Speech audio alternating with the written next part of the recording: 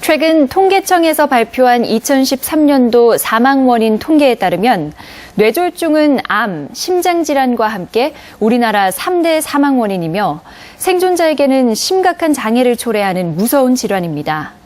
그래서 오늘 이 시간에는 원광대학교 병원 재활의학과 노세흥 교수와 함께 예고 없는 시한폭탄, 하지만 알면 막을 수 있다, 뇌졸중 재활이란 주제로 이야기 나눠보도록 하겠습니다. 겨울이면 더욱 위험성이 증가하는 뇌졸중. 뇌졸중 생존자의 85% 정도가 다양한 기능장애를 겪는다고 합니다. 뇌졸중 이후에 합병증과 장애를 최소화할 수 있는 방법에 대해 재활의학과 전문의 노세흥 교수와 자세히 알아봅니다.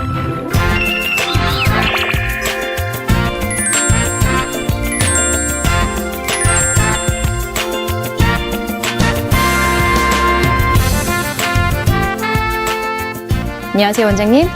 네. 교수님. 네, 오늘 주제가 뇌졸중 재활인데요. 이렇게 얘기하면은 조금 생소해하는 분들도 있을 것 같아요. 뇌졸중 재활은 어느 진료 영역에 속하는 건가요?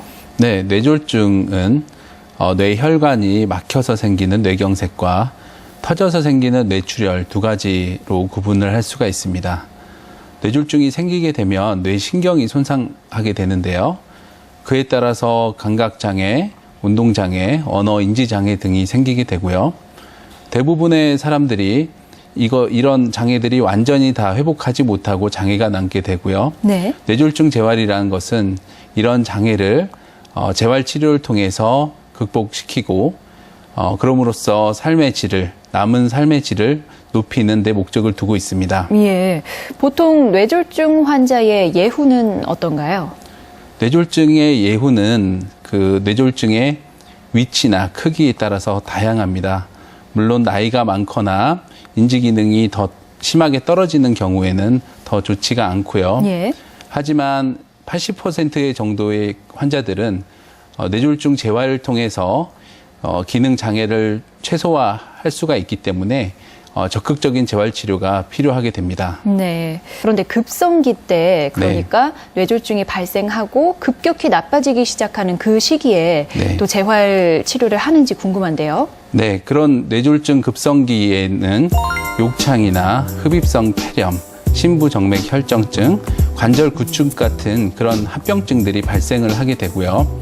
조기에 재활 치료를 함으로써 그런 합병증들이 생기지 않도록 할 수 있고요. 예. 그것을 빨리 발견해서 빨리 치료해서 그런 합병증 때문에 제대로 된 재활 치료를 못하는 그런 상황을 예방을 할 수가 있습니다. 그리고 그러한 그 신경학적인 문제, 즉 뇌졸중의 증상이 더 진행되지 않는 상태가 확인되면 그 환자에 대해서 언어장애, 운동장애, 인지장애, 상킴이나 이런 전체적인 환자의 장애를 파악해서 거기에 맞는 다양한 전문적인 재활치료를 조합해서 시행을 하게 됩니다. 네, 뇌졸중 재활치료 방법에는 어떤 것들이 있는지 궁금한데요.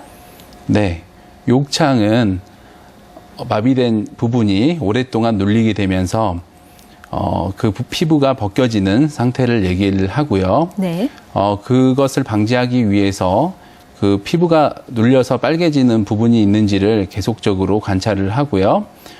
적어도 2시간마다는 계속 체위를 변경을 해줘야 되고 욕창 방석이나 욕창 매트리스 등을 써서 예방을 할 수가 있습니다. 뇌졸중 초기에는 상킴 장애가 생기는 경우가 많이 있습니다. 그렇게 될 경우에 드시는 그 음식물이 폐로 넘어가게 돼서 심한 흡입성 폐렴을 만들 수가 있기 때문에 이에 대해서 전문적인 그 상킴 그 검사를 시행하고요. 그 검사에 따라서 어떻게 먹을 것인지를 결정을 하게 됩니다. 그 상킴 장애가 진단이 되게 되면 연화 장애 재활 치료하고요. 기능적 전기 자극 치료를 통해서 상킴 장애도 극복을 할 수가 있겠습니다. 네. 그리고 뇌졸중 후에 사지를 오랫동안 움직이지 않으면 관절이 굳어버리는 관절 구축이 생길 수가 있고요. 이 근육이 뻣뻣해지고 허팀이 들어와서 통증과 관절 구축을 더 만드는 경직이 생길 수가 있습니다. 이를 예방하기 위해서 적절한 자세를 취하게 해야 되고요. 보조기를 이용해서 관절이 굳어버리는 것을 막을 수 있고요. 약물 치료나 보톡스 치료 등을 통해서 이 경직을 적극적으로 치료하는 게 필요하다고 하겠습니다. 예. 그럼 이렇게 재활 치료를 급성기가 지나고 나서 하면 다음 시기에도 재활 치료를 계속 해줘야 되는 건가요? 네. 급성기가 지난 후에 재활 치료는 주로 기능을 최대화시키는 데 중점을 두고 있습니다. 그래서 운동 기능을 키우기 위해서 근력을 강화시키고요. 관절 가동 범위를 유지하고요. 심폐 기능을 끌어올리는 그런 치료를 하게 됩니다. 기능적 전기 자극 치료법은 그 마비된 근육의 위축을 방지를 하고요. 기능을 이끌어내도록 전기를 자극을 줄 수가 있겠고요. 그리고 마비되지 않은 상지를 제한하는 운동법은 마비가 돼서 그 마비된 상지를 잘 쓰지 않아서 오히려 안 좋아지는 이런 근위축을 막을 수 있어서 도움이 된다고 알려져 있습니다. 그리고 어느 정도 환자가 균형을 잡고 앉을 수 있게 되면 서는 운동을 하게 되고요. 환자를 세운 다음에 마비가 있는 쪽 다리에 체중을 실을 수 있는 이런 운동을 하게 되고 네. 그게 어느 정도 되면 치료사의 지지하에서 발걸음을 뛰는 보행 훈련을 시작을 하게 되고요. 이것이 치료사 혼자서 하기 힘들기 때문에 체중을 덜어주는 이런 장치를 이용해서 보행 훈련을 하는 부분 체중부와 그 답차 운동 방법이 있습니다. 더 나아가서는 요즘에는 보행을 돕기 위한 보행 보조 로봇 재활 치료기가 개발이 돼서 보행 재활에 많은 도움을 주고 있고요. 이렇게 보행이 좋아지게 되면은 어떤 보행 보조기를 이용하거나 아니면 지팡이를 이용해서 단계적으로 보행 훈련을 하게 되고 더 나아가서는 계단이나 집 밖에서의 보행까지 훈련을 하게 됩니다. 네. 그러면 뇌졸중 발생 후에 인지기능 재활에는 어떤 치료 방법이 있나요? 네, 인지기능이라는 것은 우리가 생각하고 말하고 표현하고 느끼는 그 모든 것을 얘기를 하고요. 특히 진압력, 계산력, 기억력, 판단력 등이 다 여기 포함이 됩니다. 우리 많은 환자들이 뇌졸중에 의해서 인지기능이 저하가 나타나게 되고요.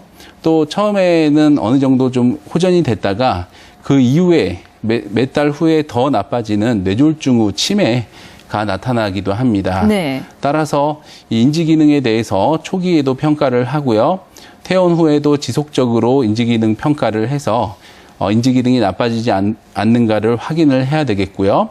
이에 맞춰서 적절한 약물 치료와 전문적인 인지 재활 치료를 시행을 하면 많이 도움을 받을 수 있겠고요.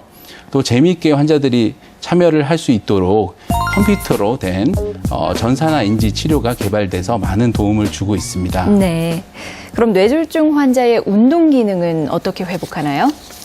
뇌졸중 환자의 운동 기능은 뇌의 병변의 위치나 크기 그리고 그 환자의 나이 등과 여러 가지 요소에 의해서 다르게 나타납니다. 하지만 기본적으로 보면은 다리의 회복이 팔의 회복보다 더 빨리 나타나고 잘 나타나고요. 그리고 어깨나 팔꿈치 같이 몸통에 가까운 쪽 근력의 회복이 그 손가락이나 손목보다 더 잘 나타나고요. 그리고 다리도 이제 고관절의 회복이 발목이나 발가락의 회복보다 더 잘 나타나는 그런 특성을 가지고 있습니다. 예. 오늘 이 시간에는 재활의학과 전문의 노세흥 교수와 함께 뇌졸중 재활에 대해 이야기 나눠봤습니다. 고맙습니다, 교수님. 네.